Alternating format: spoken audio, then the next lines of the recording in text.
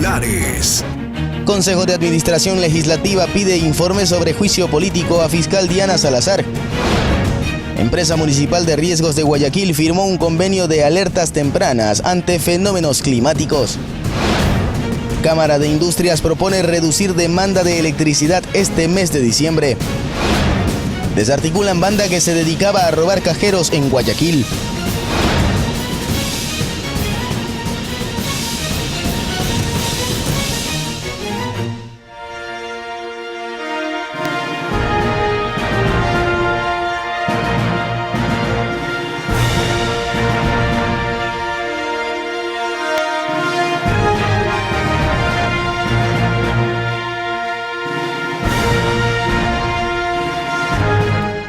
¿Qué tal, amigos televidentes de Ecuador y el mundo? Bienvenidos a Noticias Oro Mar en su primera emisión. Tengan todos un excelente inicio de mes. Pedro, también para ti. La comisión ocasional que investiga el caso de Villavicencio se reunirá el martes para definir una hoja de ruta. Katy, amigos televidentes, y continuando con temas parlamentarios, el Consejo de la Administración Legislativa le pidió a la Unidad Técnica un informe sobre la solicitud de juicio político contra la fiscal Diana Salazar. Aquí iniciamos Noticias Oro Mar. Primera emisión. Tras la resolución de la Asamblea de declarar responsable político de la infracción constitucional de peculado del expresidente Lasso, la Fiscalía y la Contraloría están obligados o no están obligados a tomar en cuenta dicho informe. Luego de que el pasado 30 de noviembre la Asamblea decidiera no censurar al expresidente Guillermo Lasso y estableciera responsabilidad política por infracción constitucional de peculado, en el documento que hicieron, anunciaron que la resolución sería remitida tanto a la Contraloría General del Estado como a la Fiscalía. Sin embargo, estas instituciones no tienen la obligación de tomar en cuenta el documento, porque de hecho ya hay una investigación en curso en la Fiscalía por un contrato suscrito en 2018 con una adenda en 2020 entre Flopec y Amazonas Tanker, que fue lo que desencadenó el juicio político que había quedado suspendido tras la disolución de la Asamblea Nacional. Además de que este informe no abre un nuevo caso, mientras que en lo que respecta a la Contraloría ya hizo un examen especial en el que no determinó responsabilidades penales, solo administrativas y civiles. La resolución aprobada por la Asamblea tiene 6 artículos en los que explica la responsabilidad política, rechaza las actuaciones del exmandatario, le recuerda a la función judicial que no puede interferir, notificó a Lasso la decisión que tomaron y se emitió la resolución al registro oficial con el fin de que sea publicada. Ana Vélez, Noticias Oro Mar.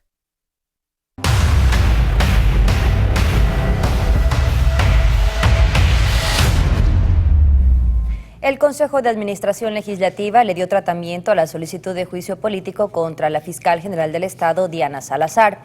Para ello, le solicitó a la Unidad Técnica Legislativa que en un plazo máximo de 3 días emita un informe técnico jurídico no vinculante con respecto al caso. Recordemos que este proceso fue impulsado por el correísmo incluso antes de la conformación de la Asamblea. La Unión Nacional de Educadores anunció una marcha para este lunes con la que busca exigir la declaratoria de emergencia en planteles educativos que están en riesgo tras el fenómeno de El Niño. Hace varios días, miembros de la Unión Nacional de Educadores llegaron hasta el Palacio de Carondelet para entregarle una carta al presidente Daniel Noboa pidiendo algunos temas, entre ellos que se declare al sector en emergencia por la inseguridad y ante la llegada del fenómeno del Niño. Con este antecedente, ahora la UNI anunció que saldrán a las calles en Guayaquil este lunes 4 de diciembre, bajo un mismo argumento, que se declare en emergencia los planteles fiscales. De hecho, sus dirigentes han anunciado que se les ha planteado ir a la educación virtual, pero el inconveniente es la conectividad. Por este motivo es que el gremio pide una solución como espacios adecuados para que los estudiantes puedan recibir clases en época de invierno. Entre los sectores con mayor problema de infraestructura y acceso a Internet están cooperativas del noroeste de Guayaquil como Monte Sinaí, Valerio Estacio, San Francisco, Flor de Bastión, entre otras. Ana Vélez, Noticias Oro Mar. Y la Comisión de Seguridad que estableció cuál será el plan de trabajo entre los temas prioritarios tiene la situación carcelaria y normas que permitirán combatir el crimen organizado. La Comisión de Seguridad es una de las tantas que dejó temas pendientes tras la muerte cruzada y de hecho ahora tiene un arduo trabajo por delante teniendo en consideración la situación de inseguridad que atraviesa el país. Es por esto que los nuevos miembros establecieron un plan de trabajo para el año y medio que están en funciones. Entre las prioridades está contar con un marco normativo que fortalezca a los operadores de justicia y las fuerzas de seguridad. Vamos a trabajar en todo lo que es crisis carcelaria, vamos a trabajar, tenemos también proyectos de ley que están pendientes, como son seguridad privada, ciberseguridad. Otro de los temas a los que le darán tratamiento es al terrorismo, a la seguridad fronteriza y a la minería ilegal. Son conexos a esta actividad como aquellos de la delincuencia transnacional organizada, delitos de narcotráfico, criminalidad, ya tiene víctimas. Los integrantes de esta comisión informaron que también conocerán qué es lo que se ha hecho con convenios e incluso la fiscalización de autoridades competentes. Firmó un acuerdo, un convenio entre el Ministerio del Interior, entre los transportistas y al mismo tiempo la policía y los militares. Entonces quiero saber en qué estado está, si se firmó, se llegó a firmar, se quedó registrado, cómo se va a trabajar y sobre todo para proteger al sector de los transportes. Se hablaron de cuarteles de intermedios, se hablaron de patrulleros blindados, artillados, camionetas 350 artilladas, carros para antimotines, pero no se sabe qué se hizo. También analizarán la oferta de campaña en seguridad del nuevo gobierno. Por otra parte, en esta comisión hay 12 proyectos en trámite que deben ser tratados. Anaí Vélez, Noticias Oromar. Y Petroecuador anunció que empezará a cobrar los valores acumulados por venta de hidrocarburos a los sectores públicos y privados, mientras la producción diaria se mantiene en los niveles estimados.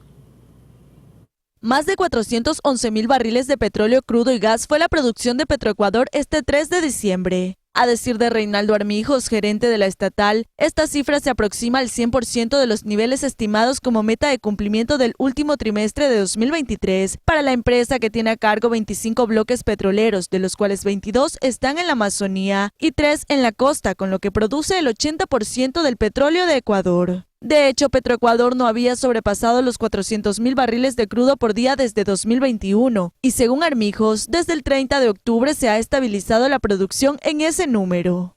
Entre los campos que más producen están Apaica, Edén, ITT, Auca, Xuxufindi, Cuyabeno y Sacha, siendo este último el más productivo con 78.259 barriles por día. En tanto, con el objetivo de sumar barriles, se ejecutan proyectos como la perforación de nuevos pozos en el bloque 31 de Orellana y recuperar la producción de los bloques 16 y 67. Asimismo, Petroecuador empezará a cobrar los pasivos que se han acumulado durante más de un año por la venta de hidrocarburos y servicios relacionados. Sobre esto se detalló en un comunicado que la deuda correspondiente al sector privado es de $84.020.757.71, mientras que del sector público el valor adeudado suma $153.264.636.96. Según el documento, el proceso de gestión de cobros se inicia en concordancia con las directrices del gobierno.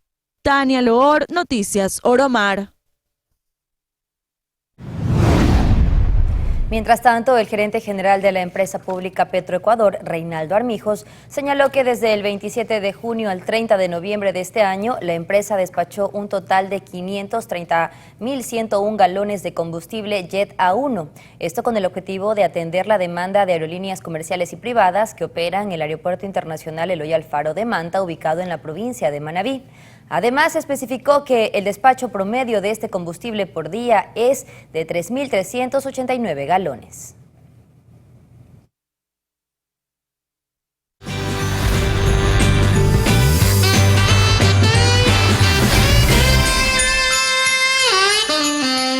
Y tanto como en el canal como en Manta ya se empieza a incrementar el comercio navideño y precisamente se respira Navidad.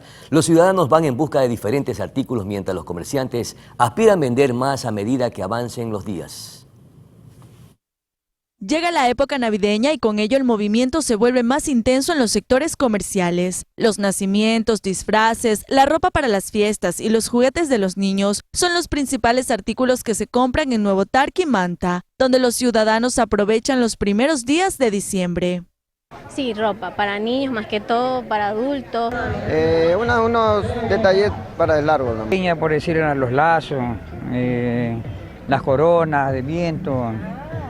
así es cosas, y de ropa, licra, blusa, los trajes, digamos, de Papá Noel. Por eso salí con tiempo porque esto se llena bastante. Y ya con tiempo hay que buscar las ropitas para fin de año y todas esas ocasiones. En medio de las compras del día a día se incluyen los artículos navideños que ya por estos días no pueden faltar. En diciembre el comercio se mueve a un ritmo más acelerado. En Manta miles de personas vienen a Nuevo Tarqui para conseguir adornos, juguetes y todo lo necesario para celebrar la Navidad. En cuanto a los comerciantes, diciembre es el mes en que aspiran recuperar lo invertido. Sin embargo, la afluencia del público aún no llega a su nivel más alto. Sinceramente que estamos muy bajos y con temor, digamos, que cuando dispara esto, porque son plata que hay que recoger para pagar, que se presta para el comercio, digamos, activarlo, subirlo. Está un poquito flojo, pero esperemos que se llene más. Ahorita ya en diciembre todo el mundo sale a comprar con tiempo. Quienes tienen sus locales en Nuevo Tarqui creen que la inseguridad influye en las ventas. Ha bajado bastante a la delincuencia, al robo, la gente no sale, muchos muertos. No hay seguridad, andan nomás paseando, nomás por aquí, pero aquí no hay todo el día. Policía no hay, brilla por la ausencia.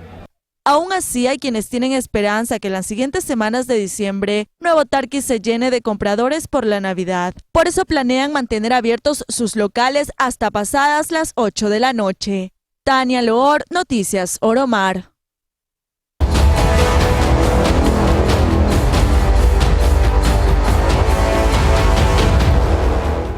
La Cámara de Industrias de Guayaquil propuso al Ministerio de Energía la reducción en la demanda de electricidad como una alternativa a la autogeneración, con la finalidad de mantener los beneficios tarifarios aprobados para el 2024. En medio del anuncio de la aprobación del pliego tarifario del servicio eléctrico para 2024, donde se establece que se mantenga el incentivo para pequeñas industrias, así como para las medianas y grandes que se autoabastezcan con su propia generación, la Cámara de Industrias de Guayaquil entregó una propuesta al Ministerio de Energía y Minas. En un encuentro con la nueva titular de la cartera de Estado, Andrea Arrobo, se planteó reducir la demanda de electricidad en 16.300 megavatios hora en algunas industrias para el mes de diciembre, y con esto lograr un efecto similar al de la autogeneración para mantener el incentivo. Esta alternativa se presentó porque, a decir de Francisco Jarrín, presidente de la Cámara de Industrias de Guayaquil, cada empresa establece desde el punto de vista técnico y económico si le es posible o no la autogeneración. En el encuentro, además, le pidieron a la ministra que se mantenga el beneficio de la tarifa nocturna que estaba vigente desde 2018 y que el exministro de Energía, Fernando Santos, dispuso que se elimine el pasado 17 de noviembre. Recordemos que el sector industrial rechazó enérgicamente la medida y advirtió que traería serias consecuencias en la producción, la competitividad y el empleo. Asimismo, anunciaron que abordarían el tema con las nuevas autoridades, con quienes ahora analizan el escenario para evitar perjuicios en sus actividades industriales. Tania Loor, Noticias Oromar.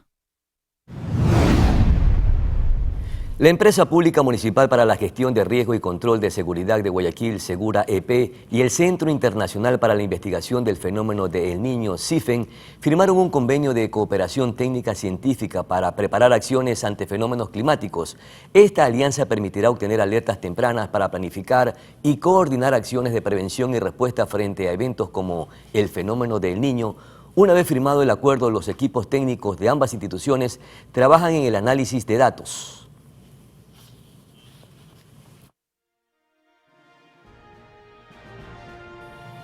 Es momento hasta ahora, Pedro y amigos, de hacer una pausa comercial, pero ya regresamos con mucho más. Y estaremos conversando con el doctor Carlos Julio Emanuel, exministro de Economías y Finanzas y también del Foro de Economía, precisamente sobre el proyecto de ley de reforma tributaria que entregó el Ejecutivo a la Asamblea Nacional. ¿Mejorará las condiciones de ingresos para el país? Eso lo revisaremos después de la pausa publicitaria.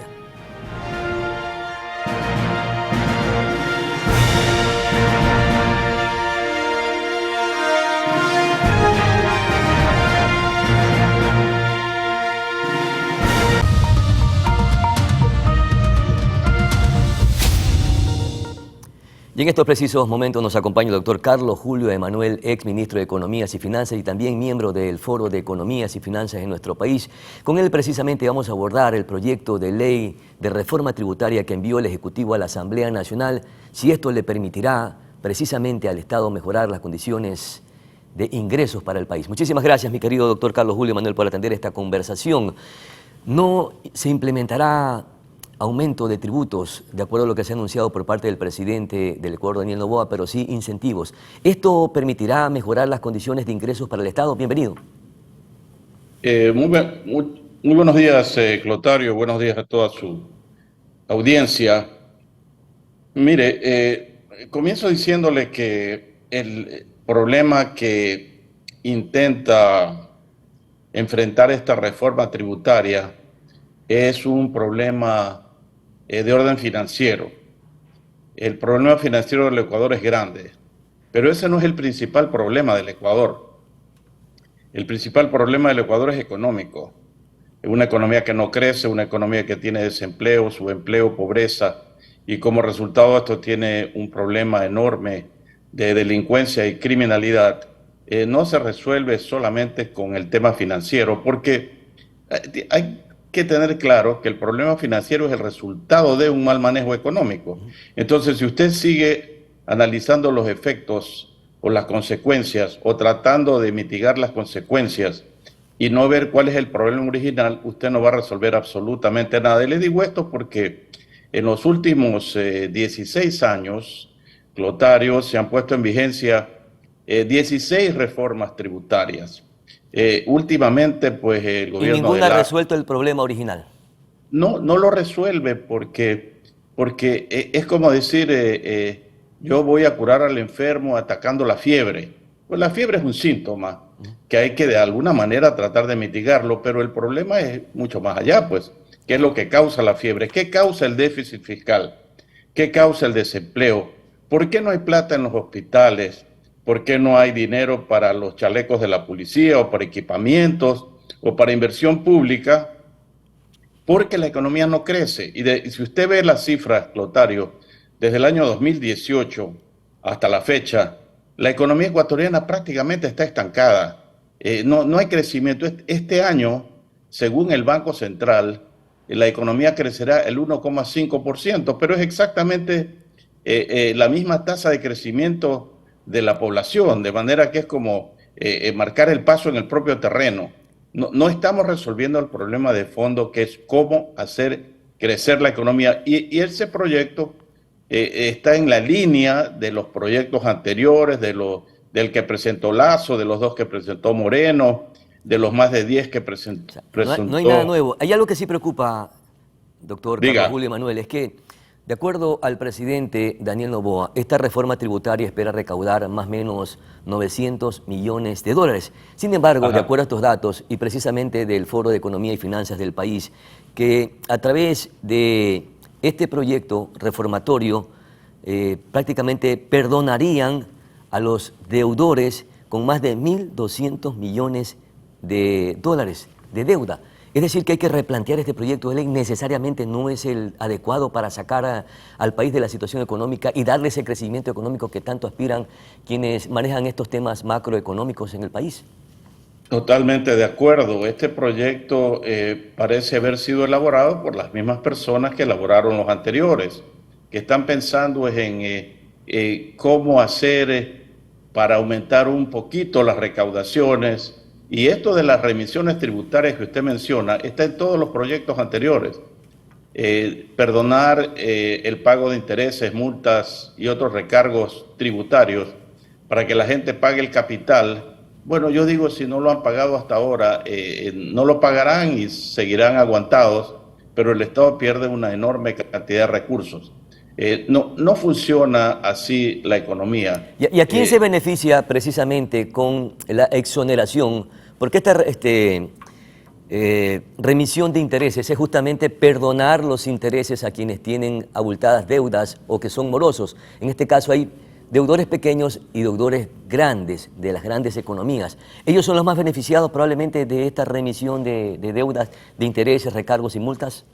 Claro, los que se acojan a esto, ¿no? Los que han calculado que el gobierno o los gobiernos siempre ponen en vigencia remisiones tributarias se benefician. El que se perjudica es el Estado ecuatoriano, pero lo de fondo, Clotario, es que no estamos resolviendo nada, ¿no? Porque si a mí me dijeran, como resultado de esta medida o de estas medidas, la economía va a recuperar su senda de crecimiento del 5 o 6%, a lo cual Ecuador puede llegar con políticas económicas adecuadas, entonces estaremos hablando de otra cosa. Mire, el problema financiero del Ecuador, que nace del mal manejo económico, que nace de privilegiar lo fiscal. Cuando hablamos del mal manejo económico, no solamente estamos hablando del último gobierno, sino de los gobiernos anteriores inclusive.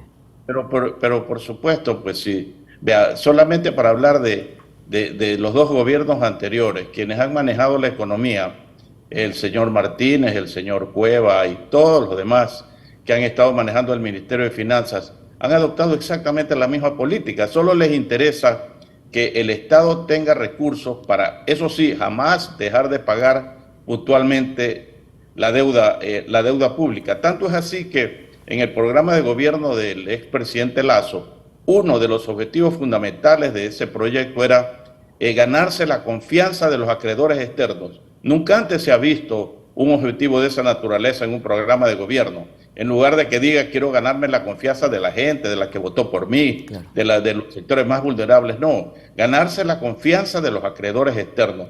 Entonces han venido pagando puntualmente la deuda. Si usted me pregunta por dónde habría que comenzar para arreglar el problema económico y financiero que es consecuencia del anterior, tiene que haber un replanteamiento total, por ejemplo, del tema de la deuda pública. Claro. Nosotros, lamentablemente... Que se ha incrementado en más de 80.000 millones de dólares. Una deuda pública, no sé si sea impagable inclusive, economista, doctor. Pero es impagable cuando no crece la economía, Clotario. Es como que una persona pierda su empleo. ¿Cómo paga la tarjeta de crédito puntualmente? No puede, tiene que ir al banco a pedir una refinanciación. Una empresa, por ejemplo en Manabí, que sufrió los estragos del terremoto en el 2016, empresas que perdieron su capacidad productiva, ¿cómo pedirles a ellos que cumplan puntualmente con los pagos a la banca? Pues de ninguna manera, tenía que haber una reestructuración.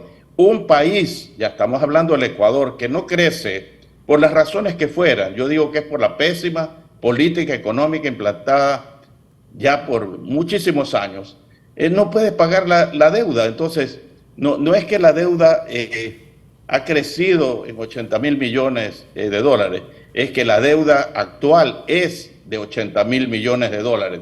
Y si Ecuador no logra una reestructuración que produzca un verdadero alivio, no será posible resolver los problemas que estamos viendo que ocurren todos los días en el Ecuador. Ahora, doctor, entonces la política tributaria no debe girar alrededor de los incentivos, sino de otra modalidad, precisamente, porque mire usted que en los últimos años precisamente las recaudaciones tributarias han caído ostensiblemente. Es decir, otro debe ser el camino, otra debe ser la ruta. ¿Cuál es? ¿O cuál debería ser?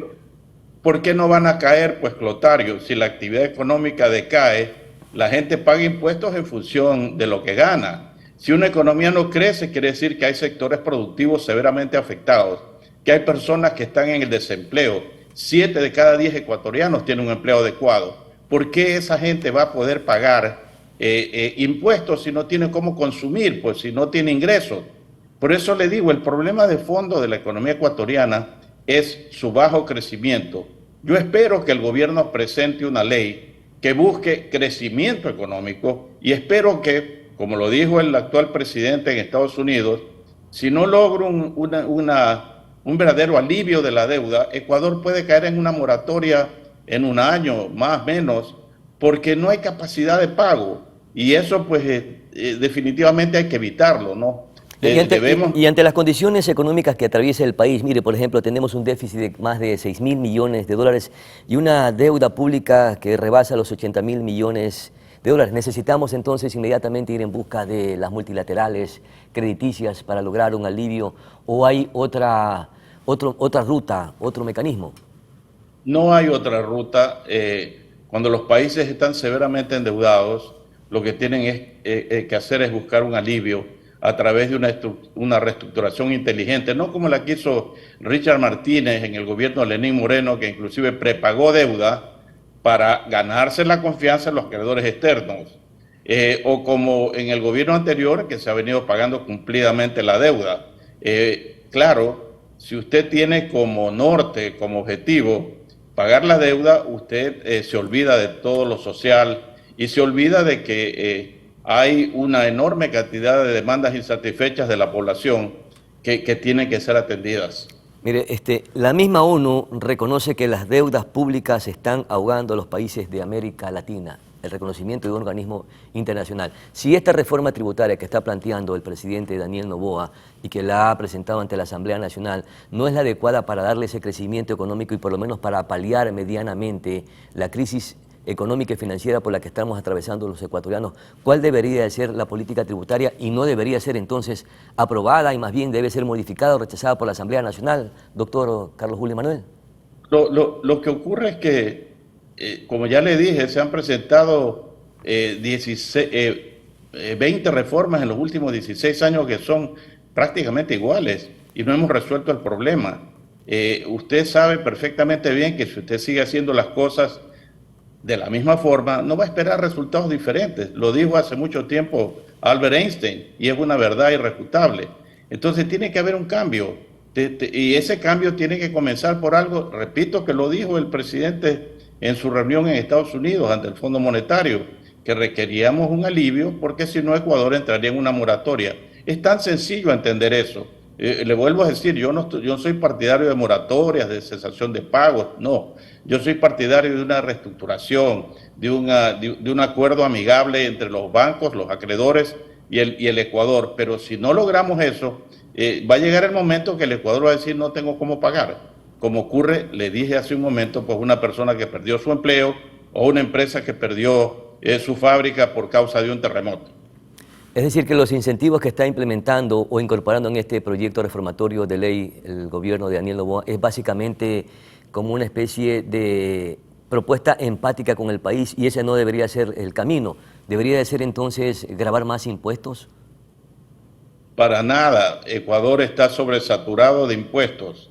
Ecuador entonces, ¿cómo mejoramos las recaudaciones para el Estado? Si no son los incentivos, no son la grabación de los impuestos. Pero es que buena parte de las recaudaciones es para pagar la deuda, pues, Clotario. Este año 2023 estamos pagando en servicio a la deuda 7.000 millones de dólares. Si tuviéramos un alivio de la mitad, por ejemplo, entonces ya tendríamos 3.500 millones que no tenemos que pagar y no tenemos que endeudarnos más para pagar esa plata que no tenemos. El próximo año serán 8.000. En el 2025 son 10.000, hablo del servicio, claro, la deuda pública. Entonces el camino es la renegociación de la deuda e implementar esos recursos que se recaudan por el Estado para entregarlos en obras y servicios al país. Pero por supuesto, para la inversión pública. Para que el Ecuador crezca necesita tener inversión pública y para que haya inversión pública tiene que haber el dinero. Si el dinero no hay porque se lo gasta en el servicio de la deuda, entonces ahí estamos en el panorama actual, pues, Clotario. Usted ve por dónde es que uno tiene que caminar, no con más impuestos. Ecuador tiene demasiados impuestos. Ecuador lo que tiene que buscar es cómo hace crecer la economía. Para esto pues necesitamos un programa largo, con gusto yo estaría dispuesto a conversarlo con usted, pero esas son las líneas maestras de lo que yo creo que hay que hacer. Perfecto, mi querido doctor Carlos Julio Manuel, muchísimas gracias por atender esta conversación que es sumamente importante para los intereses del país porque a través del crecimiento económico y de las políticas tributarias es que probablemente mejoremos las condiciones de vida y económicas de todos los ecuatorianos. Muchísimas gracias, doctor Carlos Julio Manuel. Vamos a nuestra pausa publicitaria y ya volvemos con más información aquí en Noticias Ormal.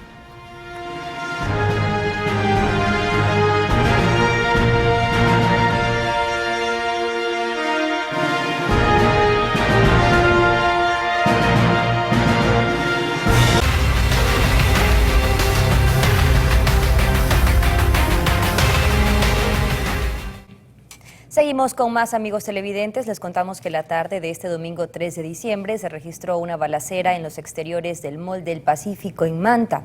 La policía informó que 2 personas resultaron heridas, entre ellas un agente de tránsito identificado como Andy Joel Vera Mero.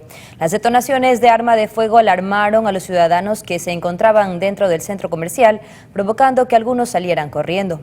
Los afectados fueron trasladados a una casa de salud donde se activó el Código Plata, un protocolo de seguridad para prevenir posibles ataques. Escuchemos algunas versiones. Trasladadas directamente a la clínica al hospital justamente Rodríguez Zambrano. En el momento se encuentran estables, una con 6 impactos de arma de fuego y la otra persona con un impacto de arma de fuego al nivel del hombro. Se encuentran estables como acaba de manifestar. Igual se ha activado el código plata, las unidades policiales se encuentran resguardando las unidades de la situación de la unidad de médica. De igual manera, en el lugar de los hechos se ha acabado de levantar ya las evidencias y los indicios. Las unidades de investigación se encuentran verificando e investigando justamente la causa fundamental del crimen. Según versiones de los que se encontraban justamente en el lugar, manifiestan que efectivamente un agente de tránsito se encontraba conversando justamente en el redondel, motivos en los cuales pasa una camioneta con varios ocupantes quienes sacan a reducir armas de fuego y realizan las detonaciones en contra de la humanidad del señor. El taxista es circunstancial. Sí, es una víctima colateral la que se encontraba en el lugar. Directamente se puede manifestar que los impactos fueron direccionados directamente al agente de tránsito. Al frente del mall, al frente del Oro Verde y al frente de muchas personas que se quedaron con los ojos cerrados,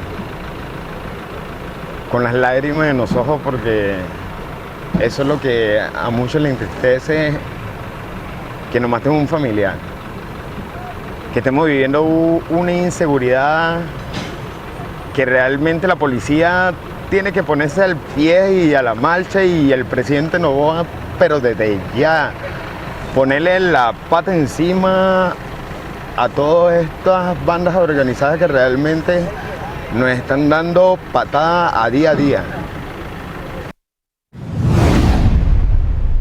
Durante el fin de semana se registraron varios ataques armados en distintas provincias del país. Conozcamos en la siguiente nota el saldo de víctimas mortales.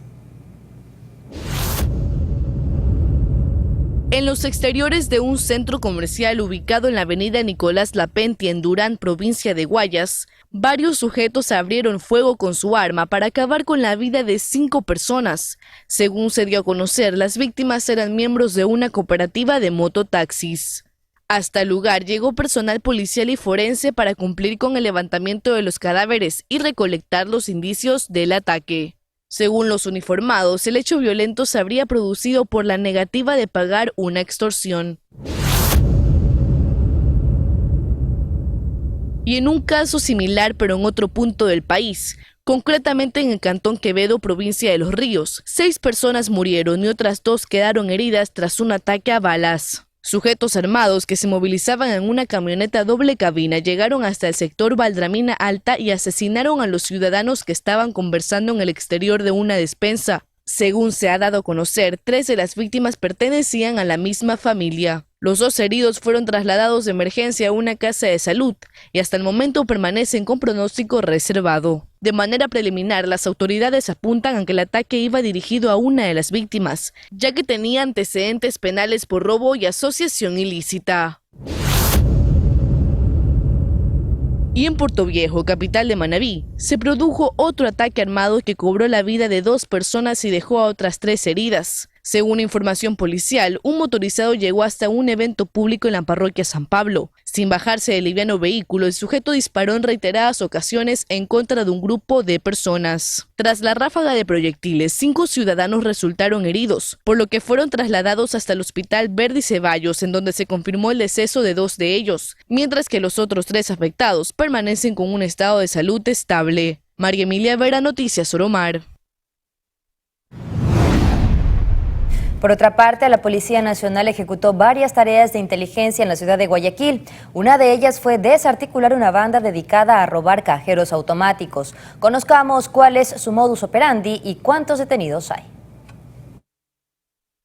Luego de 4 allanamientos a domicilios ubicados en los distritos Portete, Nueva Prosperina y Ceibos, en Guayaquil, provincia de Guayas, 6 integrantes de una banda dedicada a robar cajeros automáticos fueron capturados por la Policía Nacional. Según indicó el comandante subrogante de la zona 8, los hombres habrían asaltado el cajero de una gasolinera ubicada en las calles Octava y Ayacucho. Es el caso del robo a un cajero bancario bajo la modalidad de saturación de gases instalado en una gasolinera del distrito 9 de octubre. Se pudo localizar, aprender a 6 ciudadanos presuntos implicados en este hecho delictivo en los distritos Portete, Nueva Prosperina y Ceibos. Los aprendidos son Víctor Hugo S., de 43 años, Cristian Roberto C., de 30 años, Alberto Gregorio A., de 38 años, Mario Emilio M., de 36 años, William Vladimir C., de 30 años, Arriaga Carriel L., de 31 años. El jefe de la Policía Judicial de la Zona 8 declaró que esta detención se dio tras una investigación de meses. Se analizó el modo de operación de este grupo para dar con la detención. Además, se indicó que no se trata de un grupo delictivo organizado, y es que aún están tras la pista de más miembros de esta banda que serían de diferentes nacionalidades. Vale recalcar que ya tenemos parte de la organización delictiva, son muchos más los integrantes, también hay partes con agentes de extranjeros de diferentes nacionalidades que también estamos ejecutando diferentes acciones. Entre los indicios recogidos durante dichas intervenciones constan un arma de fuego, 59 cartuchos, un vehículo, 2 motocicletas y dinero en efectivo. En lo que va del año, solo en Guayaquil, Durán y San Borondón se han registrado un total de 21 ataques a cajeros automáticos. María Emilia Vera, Noticias Soromar.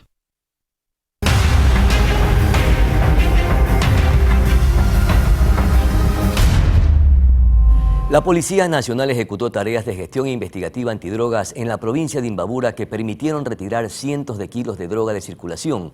Según indicaron los uniformados, interceptaron un vehículo de carga pesada que transportaba sacos de papa en los que se ocultaban 265 kilos de clorhidrato de cocaína. Además, se dio a conocer que dicha operación permitió la aprehensión de 2 ciudadanos responsables de este delito para realizar las debidas investigaciones.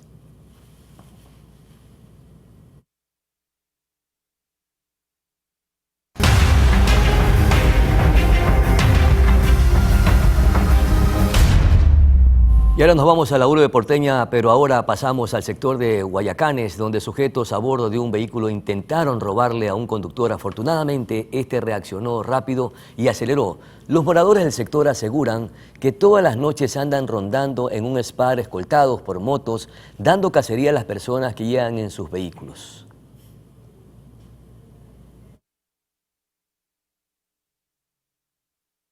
Y una banda de delincuentes fueron captados robando en un local comercial de Imbabura. Incluso algunos comerciantes reportaron que han sido escopolaminados. Presten atención a las imágenes porque estos sujetos andan cometiendo delitos en el cantón. En el video que aparece en pantalla se logra apreciar cómo se llevan varias prendas de vestir de un local.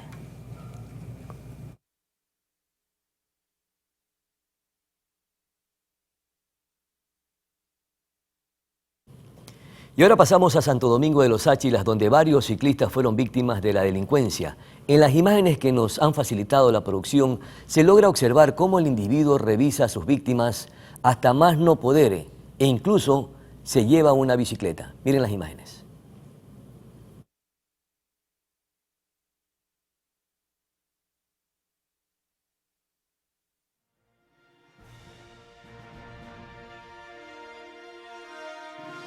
Estamos llegando a la parte final de este espacio de noticias. Nos despedimos y les deseamos a todos que tengan un excelente mes de diciembre. Aquí en el canal ya se respira ambiente navideño, Katy. Esperamos que en el país también y que disminuyan todos estos actos violentos como la última nota y todas las que hemos presentado en este inicio de semana. El día de mañana también, Katy, estaremos conversando con el doctor Jorge Acosta, expresidente del Consejo Nacional Electoral y constitucionalista, precisamente sobre la renovación de los magistrados en la Corte Constitucional. Katy. Pedro, que tengas un excelente día. Igual ustedes, amigos televidentes. Hasta luego. Felicidades. Buenos días.